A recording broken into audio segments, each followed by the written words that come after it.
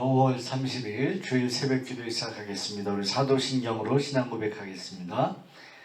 나는 전능하신 아버지 하나님 천지 창조주를 믿습니다. 나는 그의 유일하신 아들 우리 주 예수 그리스도를 믿습니다. 그는 성령으로 잉태되어 동정녀 마리아에게서 나시고 본디오 빌라도에게 고난을 받아 십자가에 못 박혀 죽으시고 장사된 지 사흘 만에 죽은 자 가운데서 다시 살아나셨으며 하늘에 오르시어 전능하신 아버지 하나님 우편에 앉아 계시다가 거기로부터 살아있는 자와 죽은 자를 심판하러 오십니다. 나는 성령을 믿으며 거룩한 공교회와 성도의 교제와 죄를 용서받는 것과 몸의 부활과 영생을 믿습니다. 아멘. 아멘. 우리 함께 찬송가 490장 함께 찬송하겠습니다.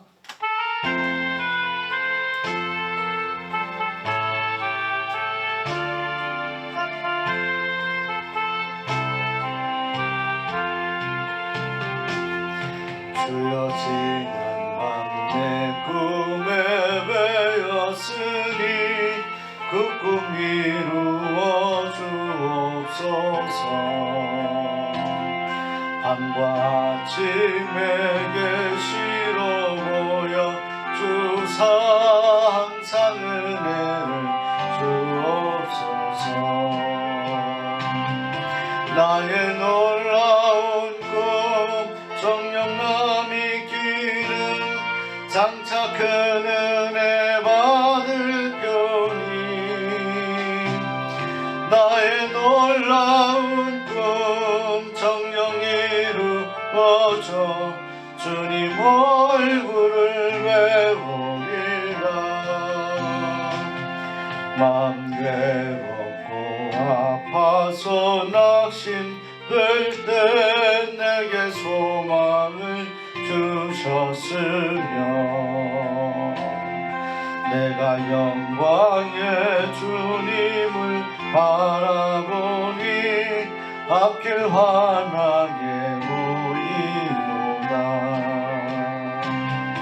나의 놀라운 꿈 정령남이 끼는 장차 큰 은혜 받을 편이 나의 놀라운 꿈 정령 이루어져 주님 얼굴을 배우리라. 세상 풍조는 나날이 변하여도 나는 내 믿음 지키리니 인생 살다가 죽음이 꿈 같으나 오직 내 꿈은 참되리라. 나의 놀라운 꿈 정령남이 끼는 장차 큰 은혜 받을 편이 나의 놀라운 꿈 정령 이루어져 주님 얼굴을 배우리라. 아멘. 오늘 우리에게 주신 하나님 말씀은 욥기 21장 1절에서 16절까지 말씀 보겠습니다. 제가 봉독하겠습니다. 욥이 대답하여 이르되 너희는 내 말을 자세히 들으라. 이것이 너희의 위로가 될 것이니라. 나를 용납하여 말하게 하라. 내가 말한 후에 너희가 조롱할지니라. 나의 원망이 사람을 향하여 하는 것이냐? 내 마음이 어찌 조급하지 아니하겠느냐? 너희가 나를 보면 놀라리라. 손으로 입을 가리리라. 내가 기억하기만 하여도 불안하고 두려움이 내 몸을 잡는구나. 어찌하여 악인이 생존하고 장수하며 세력이 강하냐? 그들의 후손이 앞에서 그들과 함께 굳게 서고 자손이 그들의 목전에서 그러하구나. 그들의 집이 평안하여 두려움이 없고 하나님의 매가 그들 위에 임하지 아니하며 그들의 수손은 새끼를 메고 그들의 암소는 낙태하는 일이 없이 새끼를 낳는구나. 그들은 아이들을 양떼같이 내보내고 그들의 자녀들은 춤추는구나. 그들은 소고와 수금으로 노래하고 피리 불어 즐기며 그들의 날을 행복하게 지내다가 잠깐 사이에 스올에 내려가느니라. 그러할지라도 그들은 하나님께 말하기를 우리를 떠나소서 우리가 주의 도리 알기를 바라지 아니하나이다. 전능자가 누구이기에 우리가 섬기며 우리가 그에게 기도한들 무슨 소용이 있으랴 하는구나. 그러나 그들의 행복이 그들의 손 안에 있지 아니하니 악인의 계획은 나에게서 멀구나. 아멘. 아멘. 하나님의 은혜와 평강이 새벽에 함께 하시는 우리 사랑하는 우리 성도님들 모두에게 함께 하시기를 소원합니다. 주일 새벽인데 이 거룩하고 기쁜 주일 여러분들 기쁜 마음으로 성령께서 여러분과 함께 하시고 여러분 가슴속 깊은 곳에서 감사와 은혜가 감격이 넘치는 귀한 하루가 되기를 바랍니다.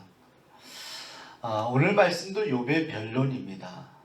욥이 친구들의 어떤 공격, 비판에 대한 하나의 어떤 방어로서의 하나의 변론 같은 것입니다. 지난 20장에 보시게 되면 친구 소발 이야기는 이 악인은 결국 망하게 될 것이다. 악인에 대한 어떤 이야기를 하는 것이죠. 근데 여러분, 이 악인에 대한 부분에 있어서 이 악인이라고 하면 하나님을 온전히 믿지 않고 살아가는 그런 사람들을 말하는 것이죠. 소발은 악인은 반드시 망하게 될 것이다.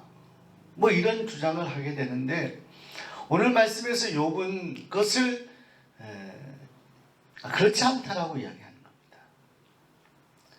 믿음 없이 살아가고 하나님을 인정하지 아니하는 악인들, 그 악인들도 이 세상에서 잘 살아갈 수 있다. 또 잘 살아가고 있지 않느냐. 그러면서 이 악인들의 모습을 욥이 오늘 성경 말씀에서 쭉 설명을 하고 있는 것입니다. 오늘 우리 7절에 보면 어찌하여 악인이 생존하고 장수하며 세력이 강하냐. 그들의 후손이 8절에 앞에서 그들과 함께 굳게 서고 자손이 그들의 목전에서 그러하다. 9절에 그들의 집이 평안하여 두려움이 없고 하나님의 매가 그들 위에 임하지 아니한다. 악인이라고 하면 하나님이 반드시 징계하여야 될 터인데 이 땅에서 심판하여야 될 터인데 그렇지 않다는 것입니다. 악인이 잘 되는 모습을 우리가 보고 있지 않느냐. 악한 대로 믿음 없이 하나님을 부정하며 살아가는 이들, 그들의 삶이 이 땅에서 형통한 것을 보지 않느냐. 근데 이 욥의 그런 판단에는 이 모든 이 세상에서 악인이 이렇게 형통하며 살아가는 것에도 그것에도 하나님의 섭리가 있고 그들 향한 하나님의 은혜가 있다는 것이죠. 뭐 그들을 사랑해서 그렇게 하나님이 형통하는 것을 그렇게 방관하는 것이냐? 우리가 깊이 고민해 볼 필요는 있습니다. 근데 우리가 여기까지 오늘 욥의 변론을 들어서는 문제 해결이 되지는 않습니다. 그렇다면 악하게 살고 마음대로 사는 것, 그 사람들에게 결국 행복이 주어지고 그들이 잘 살게 되고 결과적으로 그들이 정말로 남부럽게 살다가 승리하게 되는 것, 성공하는 것이냐? 그렇지 않다는 거예요. 우리가 성경 말씀 오늘 욥의 변론의 말씀 가운데 오늘 12절 이하 말씀들 우리가 묵상해 보아야 됩니다. 오늘 13절 말씀. 그들의 날을 행복하게 지내다가 잠깐 사이에 스올에 내려가니라. 그들의 날을 행복하게, 악인들을 말하는 거예요. 행복하게 지내다가도 잠깐 사이에 스올에 내려간다. 그러면서요, 오늘 우리가 읽은 성경 말씀 이후에 17절 이하에 보면 이렇게 기록합니다. 악인의 등불이 꺼짐과 재앙이 그들에게 닥침과 하나님의 진노하사 그들을 곤고하게 하심이 몇 번인가. 그러면서 하나님의 심판을 이야기합니다. 하나님의 심판이라는 것은 악인에게 이 땅에서 그들이 살아가는 동안에 임하는 것이 아니라 결국 이 세상을 떠난 이후에 하나님의 심판이 반드시 있다는 것입니다.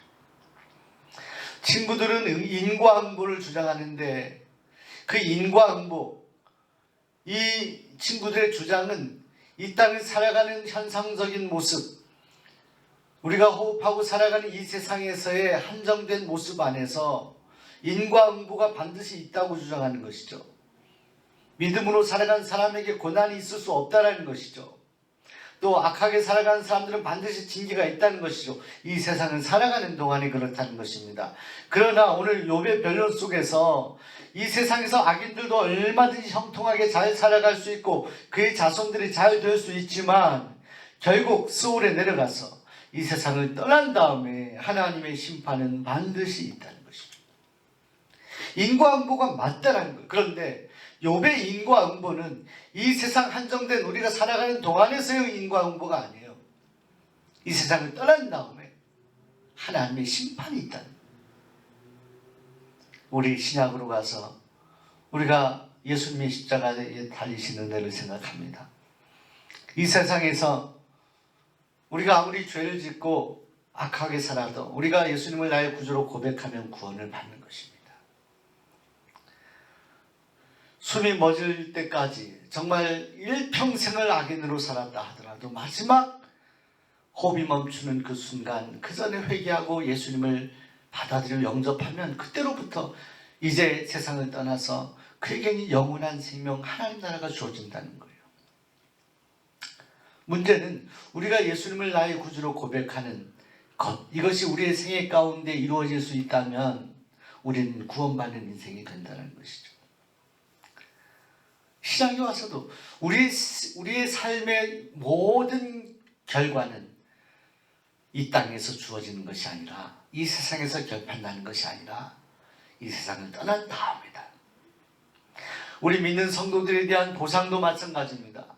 우리가 이 세상에서 다 우리가 믿는 사람들이 하나님을 섬기면서 수고하고 애를 썼던 모든 일들에 대한 보상이 여기서 주어진다라고 하면 어떻게 우리가 순교할 수가 있겠습니까? 우리 믿음의 선조들이 어떻게 그 비참하고 고통스러운 삶을 스스로 자초하며 살아갈 수가 있겠습니까? 사도 바울이 그 3차 선교여행을 하면서 마지막 그 고생을 하면서 마지막 순교하기까지 어떻게 그렇게 살아갈 수가 있겠어요?